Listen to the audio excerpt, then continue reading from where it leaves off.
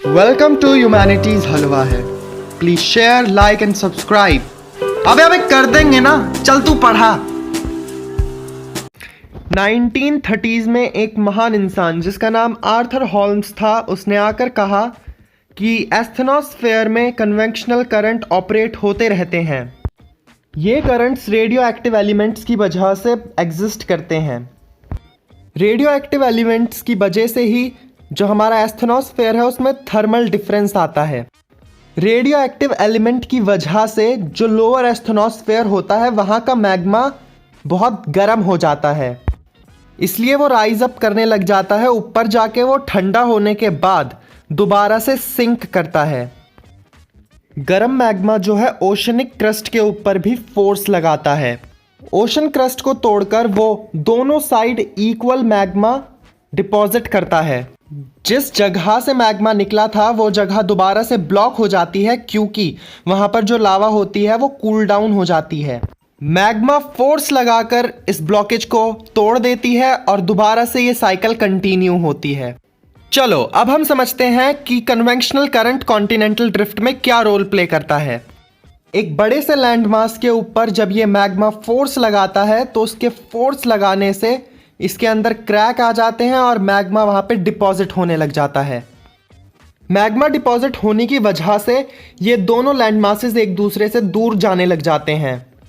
फिर लंबे समय तक जब ये कन्वेंशनल करंट फंक्शन करते रहते हैं तो ये दोनों लैंड मासेस एक दूसरे से दूर चले जाते हैं। वर्ल्ड वॉर के समय जब सबमरीन्स का आविष्कार हुआ था और जब उन्हें पानी के नीचे छोड़ा गया तो उससे हमें काफ़ी सारी इंफॉर्मेशन ओशन क्रस्ट के बारे में प्राप्त हुई। साइंटिस्ट को पता लगा कि जो ओशन क्रस्ट था वो कॉन्टिनेंटल क्रस्ट से ज़्यादा यंग था। सबमरीन की इन्वेंशन से पहले सबका मानना था कि ये जो ओशन क्रस्ट है वो बिल्कुल प्लेन है, लेकिन सबमरीन के आविष्कार के बाद हमें पता लगा कि ओशन के नीचे माउंटेन रेंजेस हैं, ट्रेंचेस हैं और भी बहुत कुछ। हमें ये भी पता चला कि कॉन्टिनेंटल क्रस्ट और ओशन क्रस्ट में ओशन क्रस्ट ज़्यादा यंग है। मिड ओशन रिज से जहाँ से मैग्मा निकलती है, अगर हम वहाँ से इक्वल डिस्टेंस लेफ्ट और राइट में ओशनिक क्रस्ट पर चलेंगे तो वहाँ पे जो हमें रॉक्स मिलेंगी उसकी एज और इंटरनल स्ट्रक्चर बिल्कुल सेम होगा। अब हम ओशन फ्लोर कॉन्फ़िगरेशन की बात कर लेते हैं। बेसिकली ओशन के अंदर 3 तरीके की कॉन्फ़िगरेशन होती हैं और ये क्वेश्चन भी 3 ही मार्क का आता है। पहली कॉन्फ़िगरेशन है कॉन्टिनेंटल मार्जिन। ये कॉन्फ़िगरेशन हमें बीच के किनारे से समुंदर की गहराइयों में ले जाता है।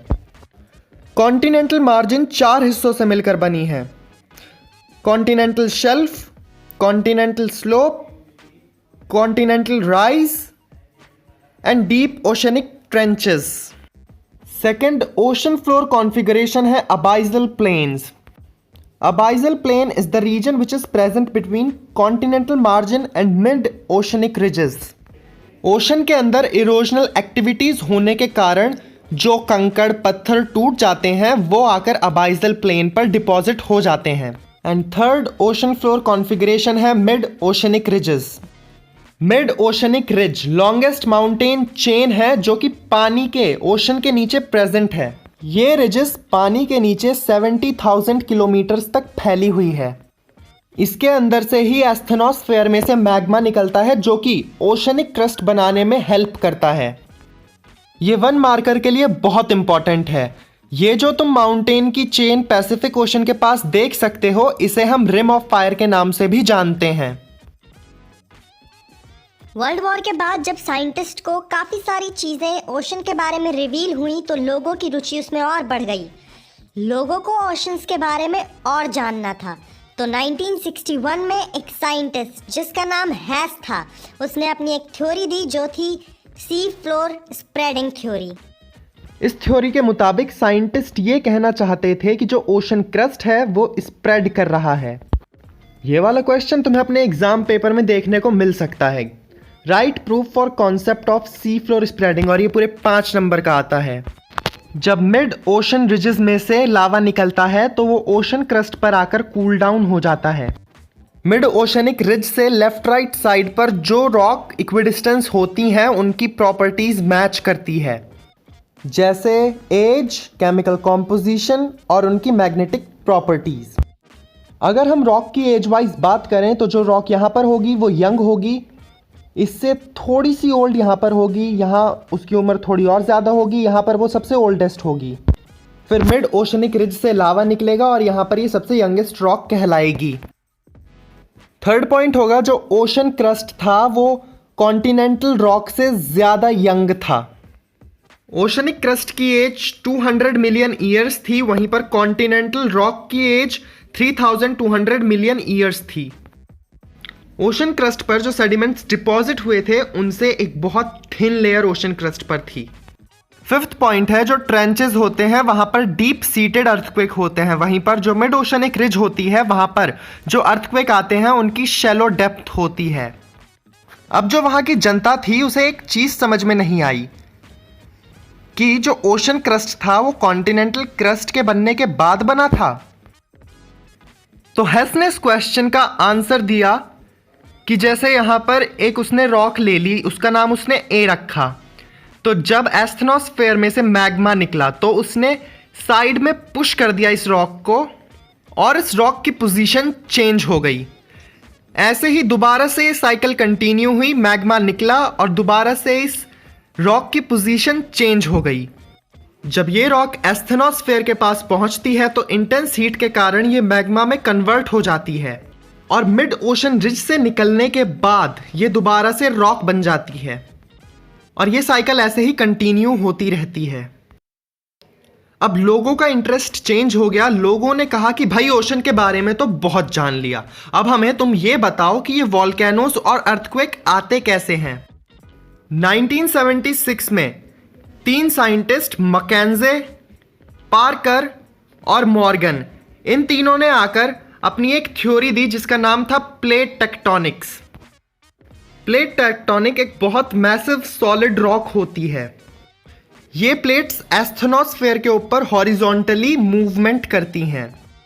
अगर इस प्लेट के ऊपर 50% से ज़्यादा कॉन्टिनेंटल क्रस्ट होता है तो इस प्लेट को हम कॉन्टिनेंटल प्लेट का दर्जा देते हैं, और वहीं पर अगर इस प्लेट पर 50% से ज़्यादा ओशन है तो इसे हम ओशनिक प्लेट कहते हैं। कॉन्टिनेंटल प्लेट का एग्जाम्पल होगा यूरेशियन प्लेट और ओशनिक प्लेट का एग्जाम्पल होगा पैसिफिक प्लेट। हमारी अर्थ पर कुल मिलाकर 7 मेजर प्लेट्स हैं। First, Antarctica and the surrounding ocean plate. Second, North American plate. Third, South American plate. Fourth, Pacific plate. Fifth, India Australia New Zealand plate. Sixth, African plate. Seventh, Eurasian plate. 7 major plates के साथ साथ हमारे पास 6 minor plates भी हैं। First, Cocos plate. Second, Nazca plate. Third, Arabian plate. Fourth, Philippine plate. Fifth, Caroline plate और sixth, Fuji plate. Wegener ने जब continental drift theory दी थी तो उसने कहा था कि कॉन्टिनेंट मूव करते हैं, लेकिन असलियत में कॉन्टिनेंट मूव नहीं करते। जो कॉन्टिनेंट होते हैं वो प्लेट के ऊपर रेस्ट करते हैं। असलियत में जो चीज़ मूव करती है वो प्लेट होती है। नागपुर रीजन में जो रॉक्स मिली थी उससे साइंटिस्ट को इंडिया की ओल्ड टाइम्स में जियोलॉजिकल पोजीशन का पता लगा था। अब हम प्लेट बाउंड्रीज के बारे में जानते हैं। प्लेट बाउंड्रीज 3 टाइप की होती हैं और ये क्वेश्चन भी 3 ही मार्क का आता है।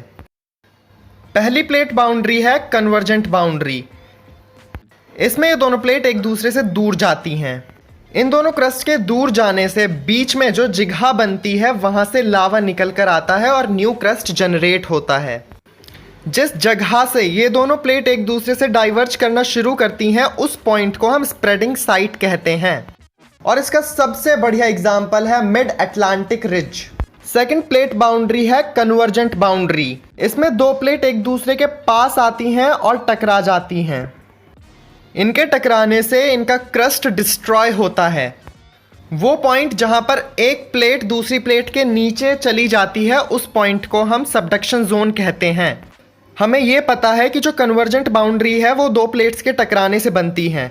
अब वो 2 प्लेट्स 2 कॉन्टिनेंटल प्लेट्स भी हो सकती हैं, 2 ओशनिक प्लेट्स भी हो सकती हैं, या एक ओशनिक और एक कॉन्टिनेंटल प्लेट के टकराने से भी कन्वर्जेंट बाउंड्री बन सकती है। और अब हम ट्रांसफॉर्म बाउंड्रीज की बात कर लेते हैं। इस तरह की बाउंड्रीज में जो प्लेट्स होती हैं वो एक दूसरे के पैरेलल मूव करती हैं। अब वो सेम डायरेक्शन में भी मूव कर सकती हैं और ओपोजिट डायरेक्शंस में भी। इस वाली बाउंड्री से ना तो क्रस्ट डिस्ट्रॉय होता है ना ही क्रस्ट फॉर्म होता है, लेकिन इन दोनों प्लेट के पैरेलल मूव करने से इस रीजन में काफ़ी सारे अर्थक्वेक्स आते हैं। इस वीडियो को बनाने में काफ़ी मेहनत लगी थी। प्लीज़ गाइस एक बार कमेंट करके ज़रूर बताना ये वीडियो तुम्हें कैसी लगी।